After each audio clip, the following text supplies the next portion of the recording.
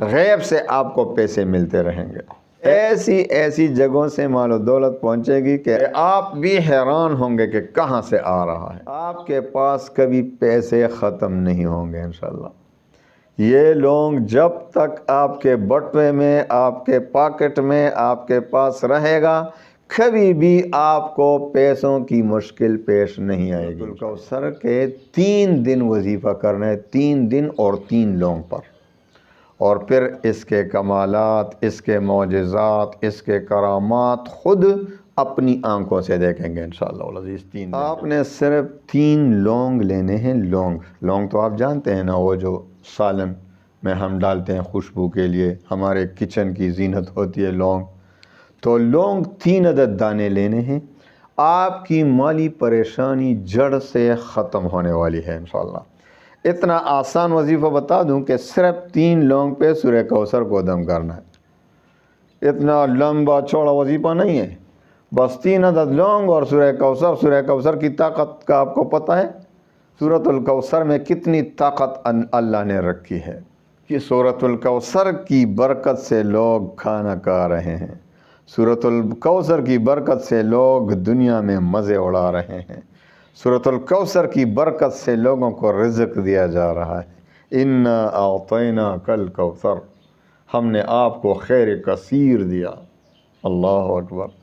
اِنَّا أَعْطَيْنَاكَ الْكَوْثَرَ، اِنَّا أَعْطَيْنَاكَ الْكَوْثَرَ، ہم نے آپ کو خیر کثیر دیا۔ کوثر کے کئی معنی مفسرین نے بیان کیا، اگر آپ تفسیر میں جا پڑھیں تو پھر تو آپ ویسے ہی شکایت کرتے ہیں ویڈیو لمبی ہو گئی، تو پھر تو اور بھی آپ کی شکایت بڑھ جائے گی، کیونکہ آپ کے پاس تو وقت نہیں ہوتا، ہمارا تو وقت فالتو ہے۔ آپ کا بھی وقت قیمتی ہے، ہمارا بھی قیمتی ہے۔ تو بات یہ ہے کہ سورہ کوثر میں اللہ نے بہت عظیم فوائد رکھے ہیں۔ آپ نے سورۃ الکوثر کے 3 دن وظیفہ کرنا ہے، 3 دن اور 3 لونگ پر، اور پھر اس کے اثرات، اس کے کمالات، اس کے معجزات، اس کے کرامات خود اپنی آنکھوں سے دیکھیں گے انشاءاللہ العزیز 3 دن کے بعد۔ وظیفے کی اجازت عام ہے، آپ کو پتہ ہے کہ میرے وظائف کی اجازت عام ہوتی ہے۔ میں نے کبھی نہیں کہا کہ میرے چینل کو سبسکرائب کرو، لائک کرو، کمنٹ کرو، یہ خود غرضی اچھی نہیں ہوتی۔ میں صرف آپ کے فائدے کی باتیں بتانے والا ہوں۔ سب سے پہلے نماز کی پابندی۔ بغیر نماز کی پابندی کے وظائف کیا کام کرے گا؟ آپ پر اللہ تعالیٰ آپ سے ناراض ہیں کیونکہ آپ نماز نہیں پڑھتے۔ تو سب سے پہلے 5 وقت کی نماز پڑھنا شرط ہے۔ دوسرا شرط رزق حلال کی طلب، کیونکہ حدیث میں بھی آتا ہے کہ جس پیٹ میں حرام پڑا ہو اس کی دعا قبول نہیں ہوتی۔ اب حرام و حلال کی تمیز نہیں کر رہے اور اتنے بڑے بڑے تسبیحات میں لیے پڑھتے ہیں، وظائف پڑھتے ہیں، اور کاؤنٹر انگوٹھے میں لگا کے ٹکا ٹک کر رہے ہیں، اور حرام و حلال کی تمیز ختم۔ آپ کا وظیفہ کام کرے گا؟ خود سوچو۔ حرام مال پیٹ میں پڑا ہے، دعا اگر آپ بیت اللہ شریف کے سامنے بھی کھڑے ہوں حدیث کے مطابق، اور اللہ اللہ یا رب کر رہے ہو، آپ کی حالت بھی بہت قابل رحم ہو، تو پھر بھی آپ کی دعا قبول نہیں ہوگی، کیونکہ آپ کے پیٹ میں حرام پڑا ہے، آپ کی لباس حرام، تو آپ کی دعا کیوں کر، حدیث میں آتا ہے ایسے شخص کی دعا کیوں کر قبول ہو کہ جس کے پیٹ میں حرام، اس کی لباس حرام۔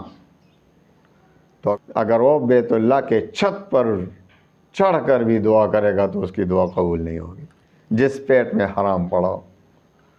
تو حرام سے بچنا دوسرا شرط۔ تیسرا شرط اللہ تعالیٰ پر یقین اور اعتماد کامل ہو۔ وظیفہ پڑھتے ہیں، دعا مانگتے ہیں، تو اللہ پر یقین ہے آپ کو کہ وہ قبول کرے گا، تو پھر قبول ہوگا۔ اگر شک ہو کہ پتہ نہیں قبول ہوگا کہ نہیں، تو پھر نہیں۔ حدیث میں آتا ہے، حدیث قدسی میں، کہ اللہ تعالیٰ فرماتے ہیں میں اپنے بندے کے ساتھ اس کے ظن، اس کے گمان کے مطابق معاملہ فرماتا ہوں۔ جس طرح وہ مجھ پر یقین رکھے گا، گمان رکھے گا، میں اسی کے مطابق معاملہ فرماؤں گا۔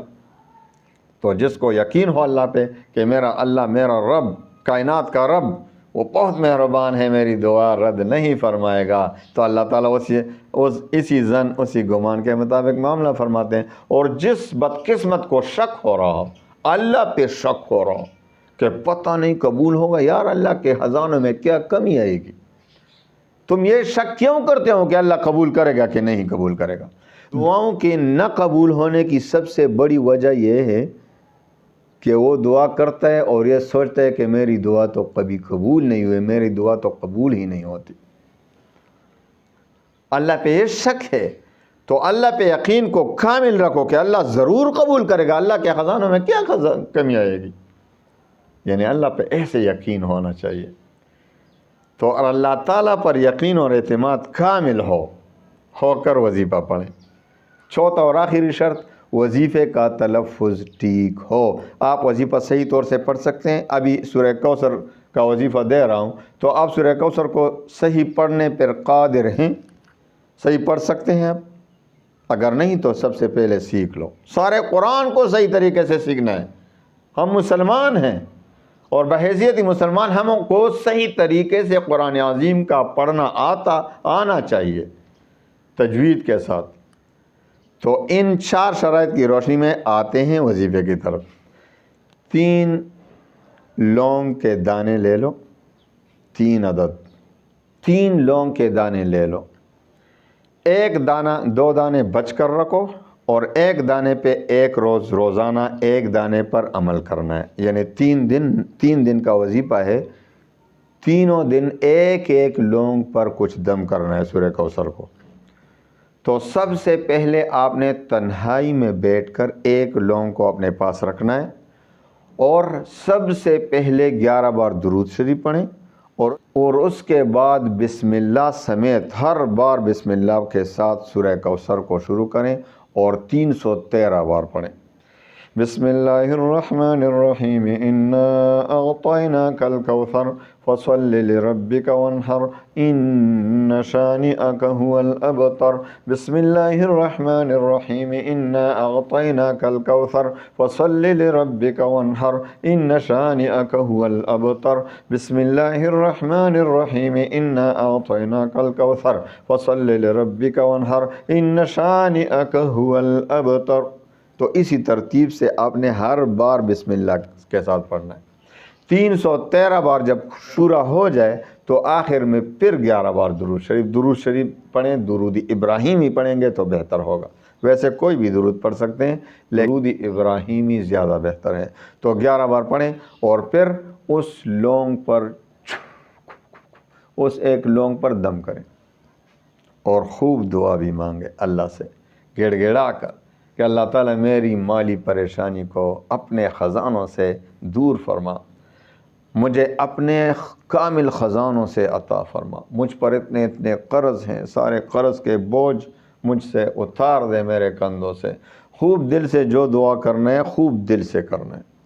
جس مال کے لیے، قرض کے لیے، جس پریشانی کے لیے آپ دعا کرتے ہیں تو وہ دعا کریں اور وہ لونگ تو اپنے پاس سنبھال کے رکھیں۔ اب دوسرے دن یا رات، لیکن ایک بات یاد رکھیں کہ آپ نے پہلے دن جس وقت کیا ہو وہ دوسرا اور تیسرا دن بھی اسی وقت ہی کرنا چاہیے۔ پہلے تو آپ اس میں اختیار مند ہیں کہ جس وقت شروع کریں، لیکن ایک مرتبہ جس وقت شروع کیا تو دوسرے اور تیسرے دن بھی اسی وقت کرنا ہے۔ آپ رات کو کیا تو رات کو کرنا ہے تنہائی میں اسی وقت۔ تو آپ نے اس دوسرے لونگ کے ساتھ بھی یہی کرنا چاہیے جس طرح آج کیا، ٹھیک ہے؟ اس کے بعد جو ہے تیسرے دن یا رات اسی تیسرے لونگ کے ساتھ بھی یہی معاملہ کریں، دم کریں۔ اب 3 لونگ جمع ہو گئے، سورہ کوثر کا وظیفہ پڑھ کے 3 دن ہو گئے، تو 1 لونگ آپ اپنے پاس رکھ لیں۔ آپ کے پاس کبھی پیسے ختم نہیں ہوں گے انشاءاللہ۔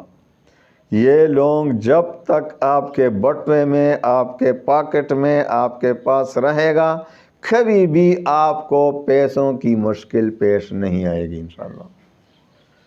غیب سے آپ کو پیسے ملتے رہیں گے، ایسی جگہوں سے مال و دولت پہنچے گی کہ آپ کو خود بھی یقین نہیں آ رہا ہوگا، کہ آپ بھی حیران ہوں گے کہ کہاں سے آ رہا ہے۔